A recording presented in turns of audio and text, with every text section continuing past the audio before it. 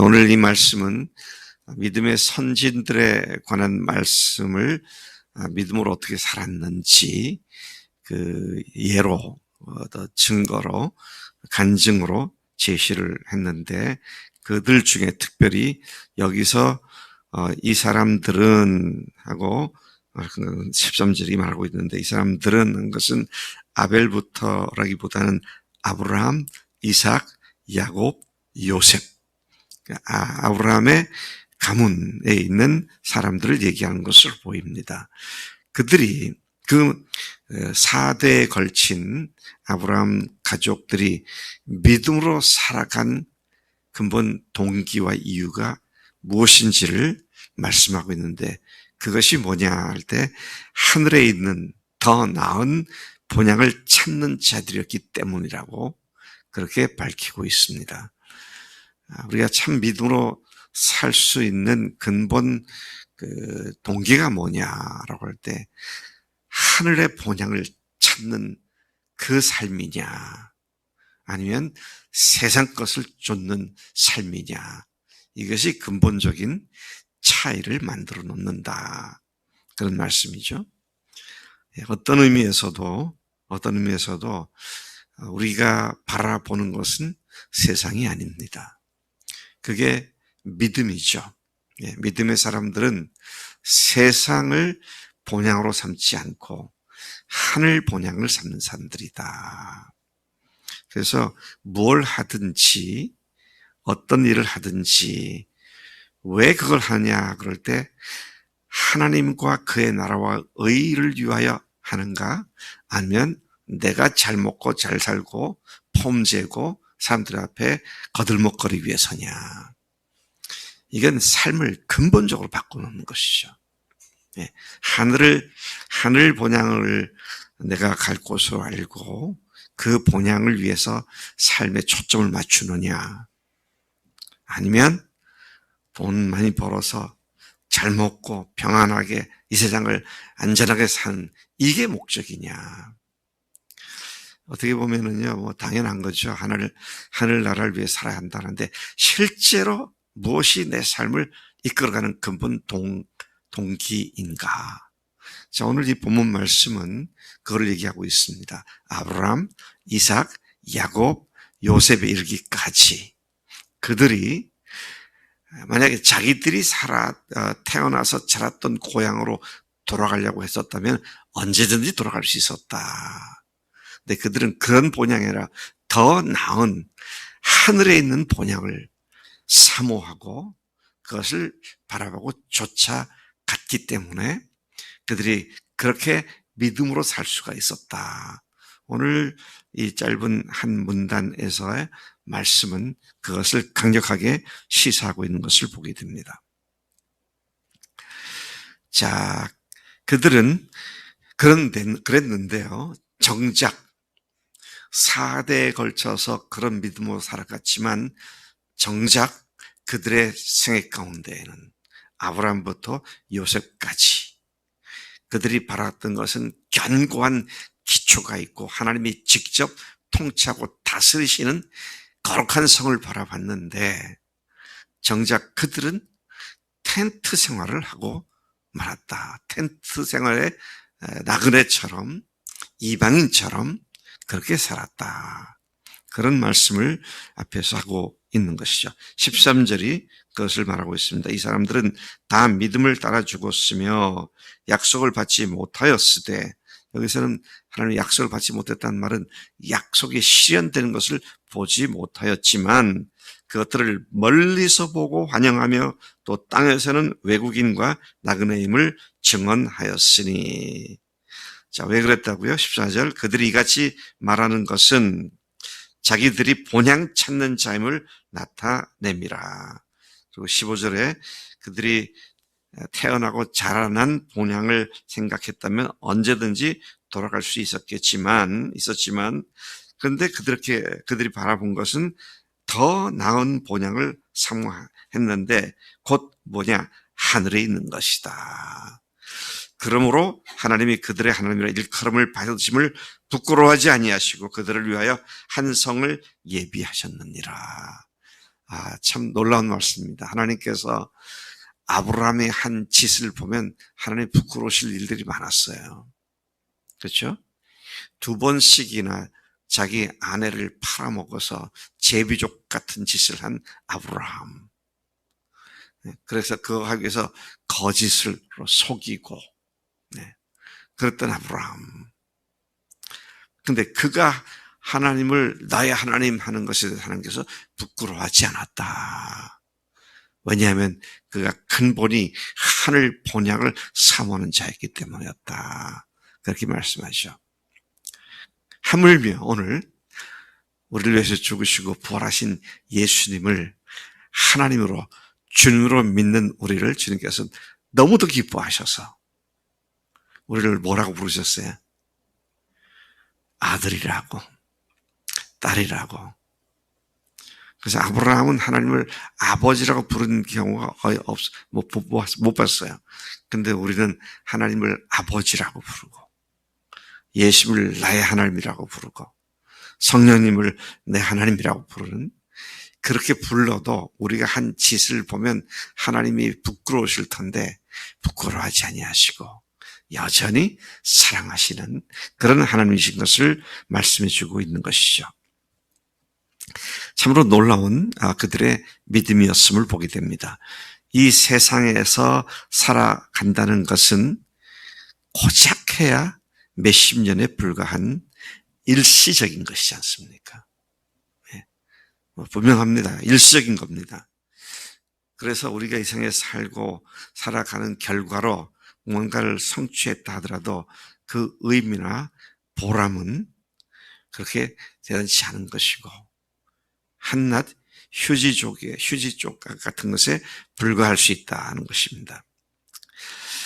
자, 그런데 그들 아브라함으로부터 시작된 그 가문이 가졌던 믿음 때문에 오늘 우리가 4,000년이 지난 이 시간에도 우리가 예수님을 알게 됐고 믿게 됐고 하나님의 자녀가 됐다. 자, 이것만큼 소중한 것이 없다는 것을 보게 됩니다.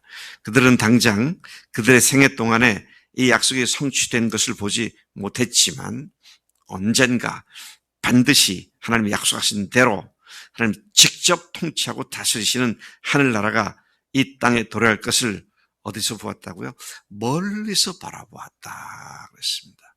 멀리서 바라보았던 그 사람들을 하나님께서 믿음의 사람들이다. 하나님이 부끄러워하지 않으셨다. 그렇게 말씀하시죠. 그들은 창세기 시대에 요한계시록에서 말하는 새 예루살렘의 도래를 멀리서 사모했던 사람들입니다. 참 놀랍습니다. 창세기가 첫 성경이잖아요. 요한계시록 21장, 22장에 새 예루살렘 성이 하늘에서 내려옵니다. 근데 창세기에서 그걸 바라봤다는 겁니다. 근데 그 가운데 예수님이 오셔서 우리로 하여금 그 하늘나라의 주인공들이 되게 하셨다. 그 믿음을 오늘 세상 사람들이 누릴 수 있도록 첫 기초 작업을 한 사람들이 믿음의 조상들이다. 근데 그들은 멀리서 바라봤을 뿐인데 오늘 우리는 그 나라의 주인공들이 되었다. 이게 얼마나 엄청난 일인가 참 감사하지 않을 수 없습니다. 자, 여러분 무엇이 이렇게 그들로 하여금 믿음의 사람이 되게 했다고요? 세상에서 지상 낙원을 쫓은 것이 아니라 주님의 나라가, 주님이 통치하는 나라가, 그분의 나라와 의가 온전하게 이루어지는 그것을 바라보았기 때문이라는 것입니다. 그래서요, 예수님께서 아주 이걸 분명하게 선명하게 대조시켜서 말씀하신 바가 있습니다. 너희는 무엇을 먹을까, 무엇을 마실까, 무엇을 입을까 염려하지 말라. 이는 다 이방인들이 구하는 것이다. 그랬잖아요. 그러니까 얼마나 돈을 많이 벌어서 잘 먹고 잘 사느냐는 건 모든 안 믿는 사람, 세상 사람들이 하는 짓인데, 근데 너희들은 너희 하늘 아버지께서 그 모든 것이 너에게 있어야 할 줄을 아시지 않느냐. 그러므로 너희는 먼저 그의 나라와 그의 의를 구하라. 그죠? 그분의 나라와 그의 의를 구하라. 그리하면 이 모든 것을 너희에게 더하시리라. 예, 더한다는 말은 첨가해서 주신단 말입니다. 그러니까 이 먹고 마시고 이건 하나님께서 알아서 주시는 거다. 그게 너희들의 목적에 대해서는 안 된다. 하나님의 나라와 의를 추구하는 것이 우선이 되면, 그것이 먼저 되면, 그래서 먼저 그의 나라와 의를. 근데 예수님께서 비유하신 말씀 가운데 너는 나를 따르라. 그러니까 어떤 사람은 나로 먼저 가서 아버지를 장사하게 하소서. 나로 먼저 가서 가족들로 작별하게 하소서. 그렇게 말하잖아요. 근데 주님은 먼저 그의 나라와 의를 구하라. 우선순위가 어디가 있느냐? 무엇이 내 삶의 가장 핵심적인 초점이 맞춰진 것인가? 이것을 깊이 생각하기는 하는 말씀이죠. 그래서 마태복음 6장 31절부터 33절까지의 주님께서 친히 이 말씀하셨는데 33절에서 너희는 그런즉 너희는 먼저 그의 나라와 그의 의를 구하라. 그리하면 이 모든 것을 너에게 더하시리라. 여러분의 궁극적 관심이, 궁극적 초점이 지상낙원입니까? 하늘나라입니까? 참 이것이 인간의 인생의 근간이 된다. 이것이 근본이 된다라는 말씀을 보게 됩니다. 이제 본문은 그렇게 하늘나라를 본향으로 소망한 아브라함의 믿음에 결단하는 모습을 다시 상기시켜 주는 것이 17절 이하의 말씀입니다. 그렇게 아브라함은 하늘나라를 바라봤기 때문에 17절 시험 받을 때 믿음으로 이삭을 드렸으니 그런 약속들을 받은 자로 돼 그 외아들을 드렸느니라. 어느 날 밤 하나님께서 아브라함에게 네 아들 이삭을 바쳐라. 근데 그 이삭이 어떤 이삭입니까? 약속을 받은 지 무려 25년 만에 낳은 100세가 되어서 얻은 아들인데, 그리고 그 아들이 나무에 등짐을 지고 올라가도록 모리아산에서 그런 걸 보면 적어도 아마 15, 16세 내지 17, 18세 장정으로 자라났을 텐데 그 아들을 바치라고. 바치라고 하는 건 요즘처럼 뭐 목사가 되게 할 그 말 아니잖아요. 당신은 잡아서 번제로 제물로 바치라는 겁니다. 근데 아브라함이 그렇게 했잖아요. 근데 그렇게 한 이유가 뭐냐? 참 놀라운 말씀입니다. 그렇게 한 이유가 하나님께서 말씀하신 것을 믿었기 때문입니다. 근데 18절을 보니까 이미 네 자손이라 칭할 자는 이삭으로 말미암으리라고 하셨기 때문에 내가 이 이삭을 하나님께 바쳐도 하나님께서는 그를 다시 살리실 것이다. 이 믿음을 가진 거잖아요. 부활신앙이 그로 하여금 그렇게 말도 안 되는 하나님의 요구를 순종하게 만들었던 이런 모습을 여기서 다시 보게 됩니다. 그러니까 우리가 주님 앞에 뭘 하고 안 하고가 하나님의 약속을 믿고 있으면 자연스럽게 결정될 수밖에 없다는 사실을 보게 되는 것이죠.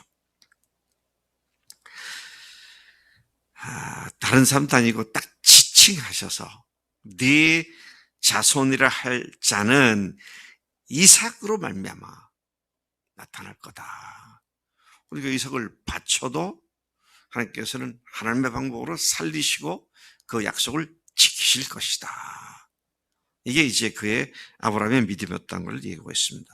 19절 보니까요. 그가 하나님이 능히 이삭을 죽은 자 가운데서 다시 살리실 줄로 생각한지라. 자, 이러한 믿음의 결과 아브라함은 이삭을 부활로 도로 받은 것임을 여기서 다시 얘기해 주고 있습니다. 20절 아브라함의 아들과 손주와 증손주인 이삭과 또 야곱과 요셉이 각각 자기 아들들에게 미래에 있을 일에 대하여 축복한 내용들을 통해 그들이 그렇게 하나님의 약속을 믿었다. 그렇게 말씀을 하고 있는 것이죠.